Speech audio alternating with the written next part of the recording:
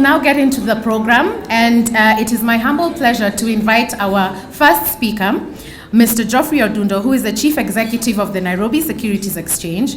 Mr. Odundo is an accomplished investment banker, has been in the financial services sector for the last 26 years, 20 of which have been in the capital markets in various senior roles in asset management, corporate finance, and securities trading.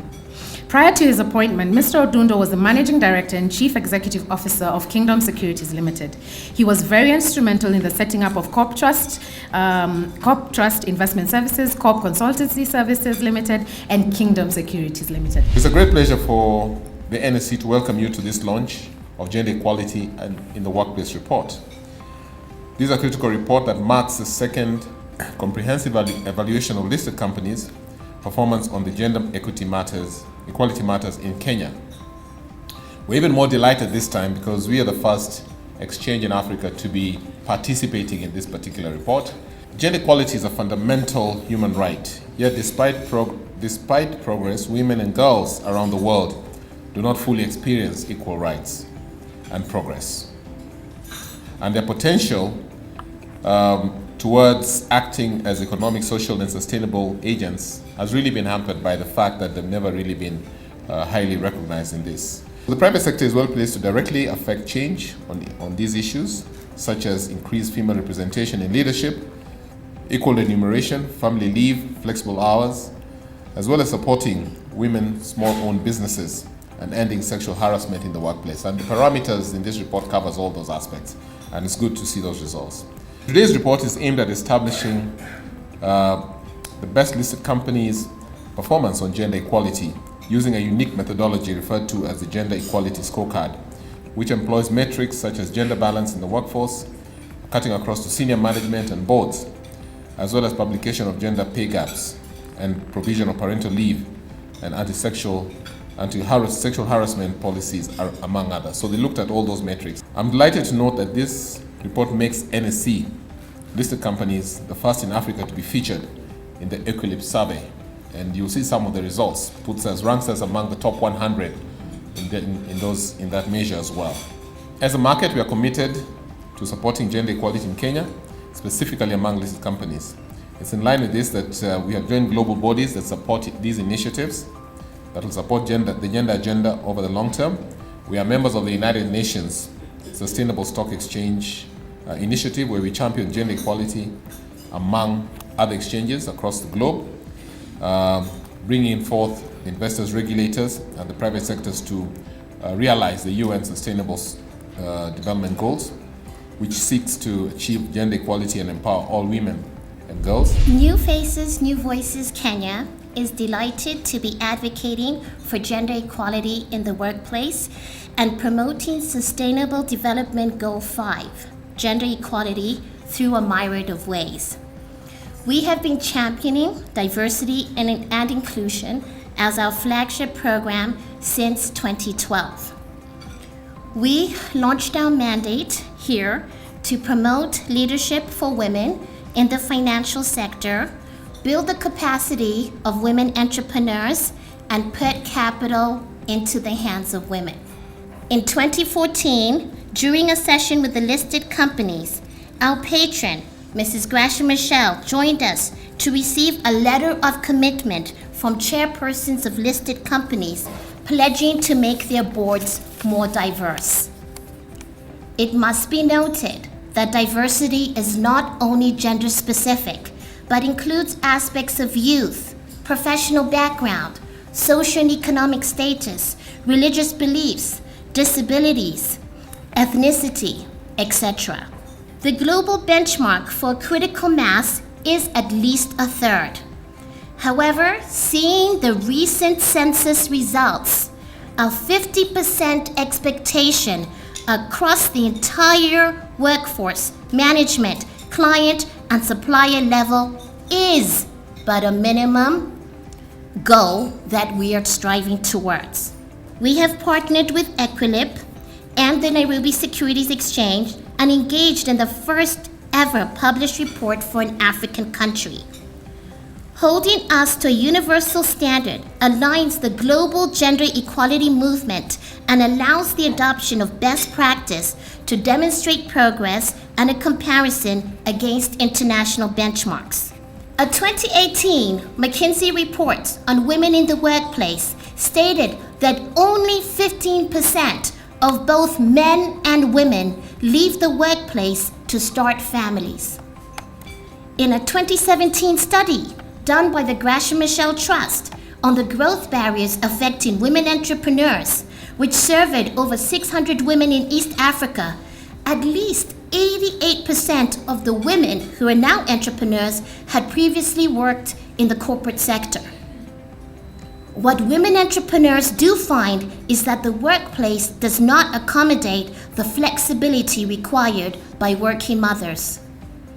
We also need to be aware of the rising number of cases that a single household, making the women sole breadwinners and caregivers. We would also like to recognize and acknowledge the efforts of organizations like the Women on Boards Network, Women Corporate Directors, and Boardroom Africa that build the pipeline of women leaders in the workforce. It must be noted that a diverse workforce does not imply inclusion. Inclusion means people's perspectives are valued and implemented. People have positions that affect how decisions are made within the organizations they are part of, and because they feel included, tenure is impactful. There are two things that women need in order to fully develop to their full potential. The first is we need to be able to control our fertility and have complete control over our bodies. And the second is we need to have an income and have complete control over our money. A few words about Equileap and who we are. We were founded in 2016, and our focus is to accelerate gender equality in the workplace. I guess me and my co-founder, we were quite frustrated by seeing all these reports that are telling us that at the rate that things are changing and things are progressing when it comes to gender equality in the economy, it's going to take more than 200 years before we have gender parity in the economy. And we decided that looking at the ecosystem, that the first powerful tool we needed was data. That without data, we were not going to be able to understand the problem and be able to change it. And the second tool that we could use to change this and accelerate was money. That more and more investors are interested in gender equality in the companies because they realize that those are the better companies, that's when the companies will change quicker. We've been doing this now for 3 years, and every year we also publish a global report, which I have a copy of here, the global report, which we now compare the results of Kenya against this. This global report the latest one was published in October, and it looks at the 3,500 companies and lists the top 100 and also tells us what sectors are doing better, which countries are doing better, what are their averages. And now I'm very excited that we've been able to research on top of these 3,500, the 60 listed companies in Kenya, and in the report that you will receive today, you will see how Kenya compares to these 23 global countries. Looking at whether a company in their procurement policies procure from women-owned businesses. We know that so many women cannot enter the formal workforce or will become entrepreneurs for different reasons, and they have their own companies. So we want to know which ones of these large listed companies make an effort to buy products from women-owned companies. Or we also look at whether a company has an anti-sexual harassment policy. Again, a huge problem in the workplace, everywhere around the world, and it's very important to know which companies are taking a step to address this. Now, this is not only a social problem, it's also an economic problem. I think it's also important for us to know that we don't give points to companies for having more women, we give points for having gender balance. We believe in diversity. And so when a company gets to anything between 40 and 60%, that's when they get the highest points, and that's gender balance. But a company that would also tilt the other way around and have many more women, 70%, 80%, they end up losing points in our system.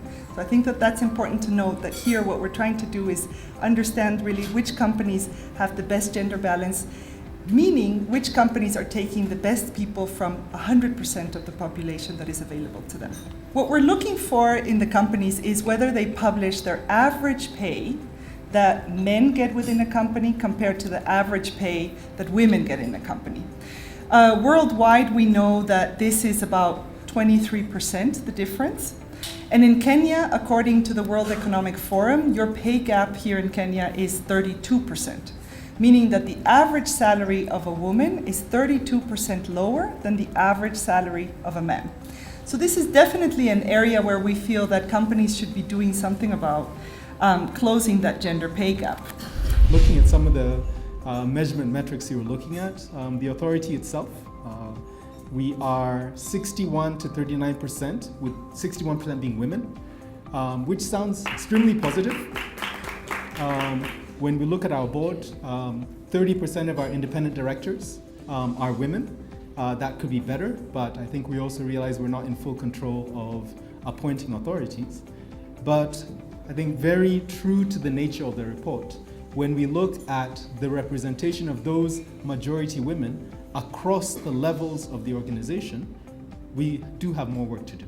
I think what's positive and may not come out, when you look at national government policy and the introduction of the access to government procurement opportunities, the core focus of that on women, youth, and persons with disabilities often results, and I can say from our own institutional experience, with women being the largest percentage uptaker of AGPO-related, the 30%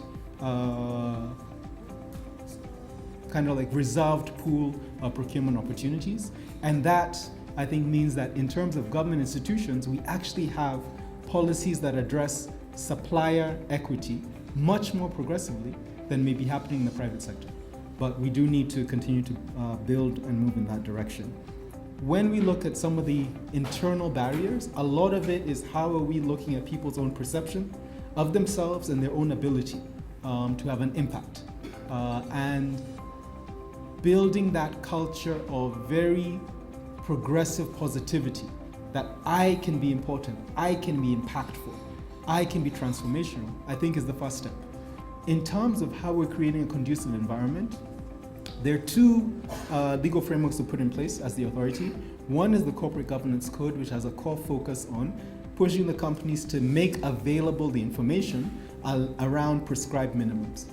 But there is the second pillar, which is the Stewardship Code, which effectively allows our institutional investors and the other large managers and owners of capital to have a much more progressive and interventionist engagement with companies to push for what information they need. So there are regulatory prescriptions. In terms of women in the workplace and what we're discussing here, what position women hold, it is either rolling back or the pace is too slow. It's the first time in Kenya that we have had women in what I would call the, I don't want to say there's ministries that are not important, but there are ministries also with the biggest budgets and are always seen to be the ministries that were the preserve of men. One is defense, Rachel Mamo. The other one was foreign affairs. It was Amina, and now it's Monica Juma. Health, Cecily Kariuki. Public service, youth and gender, especially the public service part, CS Kobia, who is my boss. So the dynamics in government also have started to change. The issue of the pay gap is something we discuss in all forums we go to internationally, locally, about why a woman CEO is not paid the same as a man CEO in private sector. Those are things that are discussed but are never pushed. If we do not speak on the same table and in the same voice, CEO of NSE, let me thank you. You are a he for she. You are a he for she. And I can see many men here who are he for she's. You have to believe in women. As a man who is leading an organization, you have to believe in women so that it's not tokenism. And that's why you see us fighting as a ministry to make sure that we get also women on boards. The boards that we have right now as ministry, 50% are chaired by women. 50%. Again, it was not easy, it was deliberate. If you don't want to be seen saying something, then don't say it because you're kind of lying. Say, I want 50-50, and you will get 50-50 because the women are there. It has been a while to try and convince people that we have enough women to do what needs to be done. If there was a woman in Kenya who is, and happens a lot, is the guru of, let's say, human resource management, working in a company, private sector, government wants to bring on board somebody who can change that dynamic, then they say we can't find them. Our work is to find them. Our work is to find them. Because that has been another excuse. It has been a long time excuse that women, you won't find them. You know, we are told you make too much noise, Yushebesh, but where are you women? Oh, you don't know where they are? I know exactly where they are. And that is why we like working with KEPSA and also Kenya National Chamber of Commerce. I've seen a new partner today in NSE. I've seen new partners here in that demographic that is, we have read there all the companies that are doing well. We know where we can get the women who know what they are doing, who have the experience. And I am so glad that we agreed with my cabinet secretary that this was too important for us. So that's why we split ourselves, because we have an engagement as the ministry hosting, as you know, as I said, ICPD. But we decided, even as ICPD is going on, because they'll come and go, this story we've been waiting for. How are women doing in the private sector? How are they doing? I now have the answer. God bless you. We now officially launch the report on the gender equality in the workplace. A round of applause, please. Thank you very, very